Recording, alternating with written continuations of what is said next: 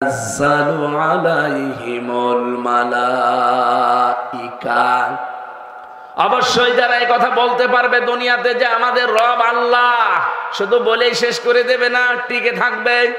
বাংলাদেশে বহু মানুষ আমাদের রব আল্লাহ এ কথা বলার পরে আর টিকে থাকতে পারে নাই, তারা এখন মুনাফিক হয়ে গেছে। এই কথা বলে না কেন? আপনি মাওলানা ফরিদ উদ্দিন মাসুদের নাম শোনেননি? ও তো বলতো রব আমার আল্লাহ, কিন্তু টিকে থাকতে পারে নাই। বাতাস একটু আসলে ইমান হারিয়ে ফেলেছে, জালেমদের পাঁচাটা গোলামি করেছে সারা জীবন। এখন মানুষের ভেতরে আল্লাহ ওর প্রতি একটা ঘৃণা তৈরি করে দিয়েছে। মাওলানা সাইদি ইন্তেকাল করেছে, শহীদ হয়েছে, তার নাম শুনলে মানুষ এখন দোয়া করে। আর লোকটা জীবিত আছে, ওরে মানুষ দেশে পেলে কুকুরের মতো পিটাবে। বাস্তবতা বোঝা লাগবে। আল্লাহকে রব বললে শুধু হবে না, টিকে থাকা লাগবে। এই 15.5 বছরে বহু মানুষকে আমরা দেখেছি টিকে থাকতে পারে না, কিন্তু যারা টিকে ছিল, আল্লাহ বলেন তাতানাজ্জালু আলাইহিমুল মালাইকা, এদের বিপদে আপদে আমি আল্লাহ ফেরেশতা নাজিল করে সাহায্য করেছি। তাতানাজ্জালু এটা মজারে বর্তমান, ভবিষ্যৎ, প্রেজেন্ট, ফিউচার, শুধু এখন না, কিয়ামত পর্যন্ত আয়াতটা থাকবে। বলেন বলেন। মালা কন্যা দিয়ে মালাইকা বহু বচন দিয়েছেন। ফেরেশতারা এসে কি করবে জানো? আল্লাহ তাখাফু ওয়ালা তাহজানু। ফেরেশতারা মরণের সময় পর্যন্ত এসে বলবে কোনো ভয় নেই, কোনো চিন্তা নেই। আপনার ছেলে মেয়ে নিয়ে, বউ নিয়ে, চাকরি বাকরি নিয়ে, দলের লোক নিয়ে চিন্তা হয়, কোনো টেনশন করবেন না, ওদের সব দায়িত্ব আল্লাহ নিজেই তুলে নিয়েছে। এই কথা যখন কানের কাছে এসে ফেরেশতারা বলে, তখন লোকটা সাহস পায়, তখন তিনি তৃপ্তির হাসি দেয়।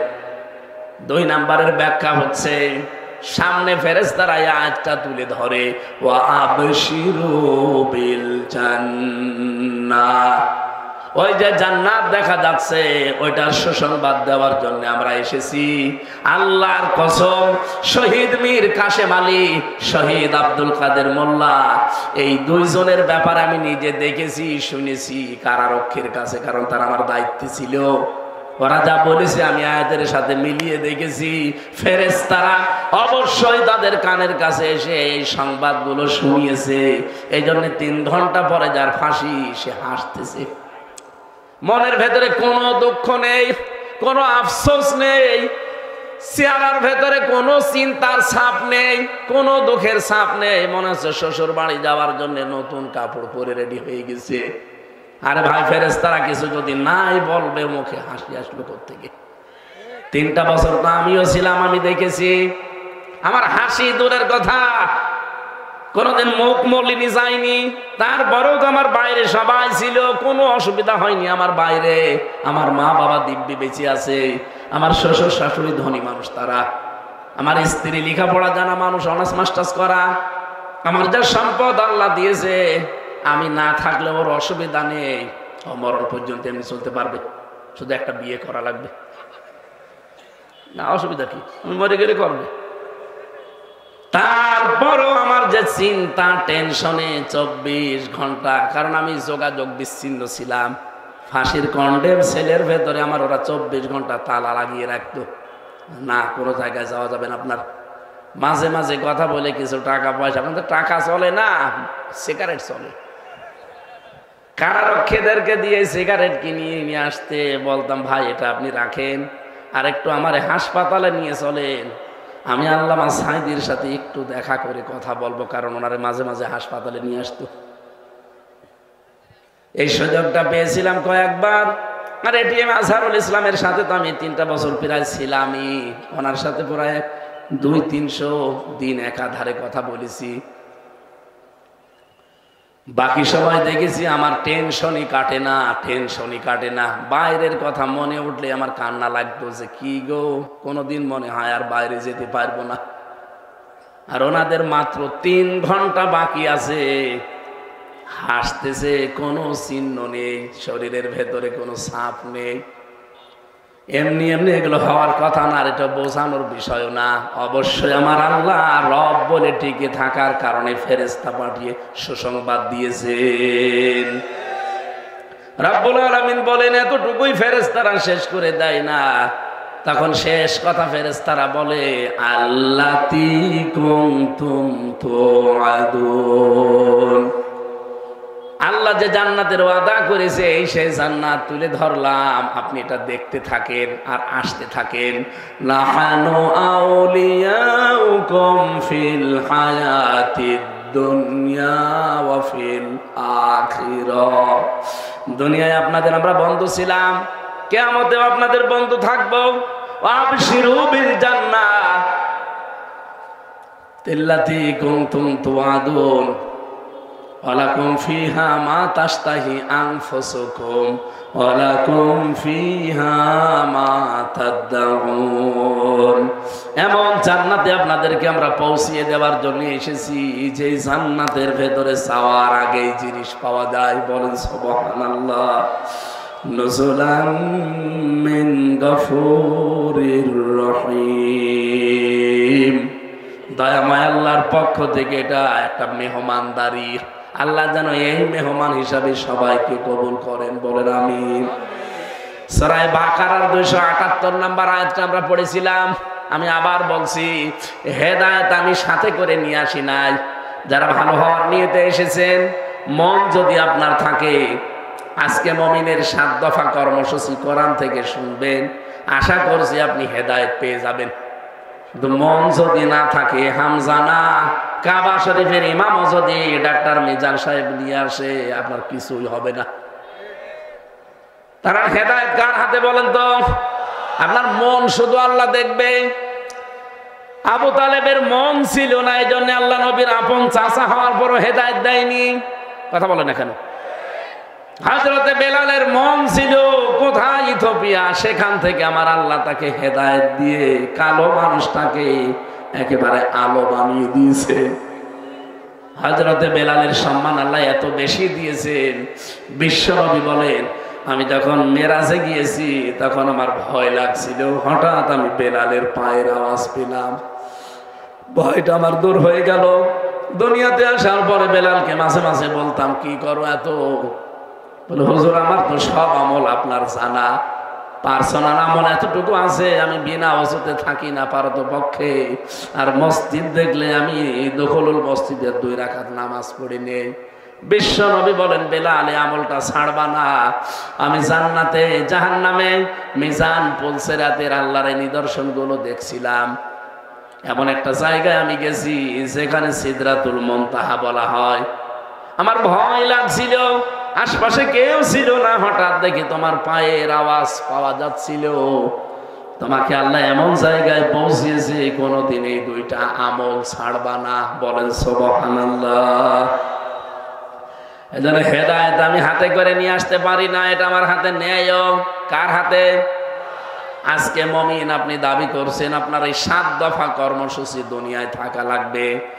1 নাম্বারে আমার আল্লাহ বলেন মুমিন জীবনের প্রথম কাজ হবে সে যেন সুদ না খায়।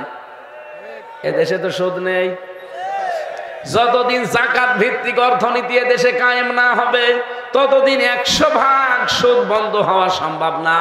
কিন্তু আমরা যারা মুমিন দাবি করছি, কোরআনে কারিমের আয়াতে আল্লাহ জানিয়েছেন ইয়া আইয়ুহাল্লাযীনা আমানু তাকুল্লাহা ওয়া যারু মা বাকিয়া মিনার রিবা ইন কুনতুম মুমিনিন। যদি মুমিন দাবি করো, ইমানদারেরা আমাকে ভয় করো, আর সুদের যত বকেয়া আছে সব ছেড়ে দাও। ফাইল্লাম তাফআলু ফাযানু বিহারবিম মিনাল্লাহি ওয়া রাসূলিহি। আমার এই ঘোষণা শোনার পরেও যদি কেউ সুদ ছেড়ে না দেয়, আমি আল্লাহর ঘোষণা হচ্ছে সে যেন আমি আল্লাহর রাসূলের সাথে যুদ্ধ করার জন্য প্রস্তুতি নেয়। বলুন নাউযুবিল্লাহ। এলাকায় সুদ আছে কিনা আমার জানা নেই, তবে দেখি এই যে টাকা ছেড়ে রাখে, টাকা আসে, 1000 টাকা দিলে 1200 টাকা করে দেয়, 200 টাকা বেশি দেয়। আছে? আপনি লজ্জা পাবেন না, রাগও করবেন না। সত্যি আল্লাহর দিকে তাকিয়ে বলেন তো, কারা কারা এরকম টাকা ছেড়ে রেখেছেন? একটু হাত তোলেন তো। আলহামদুলিল্লাহ। না, মিথ্যা কথা বলা যাবে না ভাই। আমি বিশ্বাস করলাম এলাকায় নেই। যদি দু একজন থেকে থাকেন আজকের আলোচনা শোনার পরে, আপনি যেহেতু মন তৈরি করছেন যে আমি মন দিয়ে শুনবো, আজকে বাড়ি যাওয়ার পর পরে সিদ্ধান্ত নেওয়া লাগবে যে যা টাকা ছাড়া আছে আসল টাকা বাদ দিয়ে না খেয়ে মরে যাব, সুদের টাকা আমি নেব না, কারণ ওটা মায়ের সাথে জেনা করা শামিল, এটা সর্বনিম্ন, আর আল্লাহ রাসূলের সাথে যুদ্ধ করার শামিল। সুতরাং এত বড় গুনাহ করে আমি কোনোদিন সফল হওয়া সম্ভব না। যারা এরকম কাজে আছেন ছেড়ে দেবেন কারা? হাত তোলেন তো। আলহামদুলিল্লাহ, কয়েকজন এবার তুলেছে, তার মানে এলাকায় আছে। ঠিক আছে, আপনারা যেহেতু সিদ্ধান্ত নিয়েই ফেলেছেন যে ছেড়ে দেবেন, যারা হাত তোলেননি ঠিক আছে, আপনার ছাড়ার দরকার নেই, যান। আপনি মায়ের সাথে জেনা করতে থাকেন, জান্নাত আপনাকে আল্লাহ দেবে। মুমিন জীবনের এই প্রথম কর্মসূচি, প্রথম দফা এইটা হওয়া লাগবে যে আমি সুদ খাবো না। হ্যাঁ, যাকাত ভিত্তিক অর্থনীতি হলে আমি আয়াতটা পড়তাম না, কারণ যাকাত যদি এই দেশে রাষ্ট্রীয়ভাবে কায়েম হয়ে যায় তখন আপনাকে আর ওয়াজ করা লাগবে না, আপনি না আপনার বাপ পর্যন্ত বাধ্য হবে সুদ ছেড়ে দিতে, কারণ সুদ তখন থাকবে না। ব্যাংকিং ব্যবস্থায় তখন মোশারাকা, মোদারাবা, মোরাবাহা, বায়ে সালাম, বায়ে ইস্তেসনা, বায়ে মুআজ্জাল, বায়ে ওয়াহিদা, এরকম 28টা নিয়ম আছে। এইগুলো দিয়ে তখন দেশের ব্যাংক চলবে। এখন যেহেতু ইসলামী ব্যাংক এই নিয়মে চলে, 100% সুদ থেকে এই দেশে কোনো ব্যাংক মুক্ত না যতদিন সরকারিভাবে যাকাত এই দেশে কায়েম না হবে। কথা বলছেন? আমরা তো এই চেষ্টায় চালাচ্ছি। আপনাকে আমরা জাহান্নাম থেকে, মায়ের সাথে জেনা করা থেকে বাঁচাতে চাই, আল্লাহ এবং রাসূলের সাথে যুদ্ধ করা থেকে বাঁচাতে চাই। তাছাড়া আপনি আল্লাহর সাথে রাসূলের সাথে যুদ্ধ করে পারবেন না, এটা আপনিও জানেন, আমিও জানি। মায়ের সাথে জেনা করে জান্নাত পাবেন না, এটা জানেন না? বলেন, কত বড় নিকৃষ্ট কথা বললেন যে মায়ের সাথে জেনা করার গুনাহ হয়। এরপরও অনেক নামাজি দেখি টাকা ছেড়ে রাখে।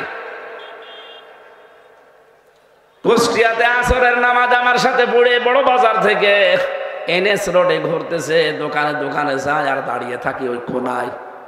4-5টা দোকানে দেখার পরে আমার কেমন যেন লাগলো, ডাক দিয়ে বললাম, মুরব্বি নামাজ তো পড়ে আসলেন, আমার সাথে আমার পেছনে পেছনে খালি দোকানে দোকানে বসেন কি?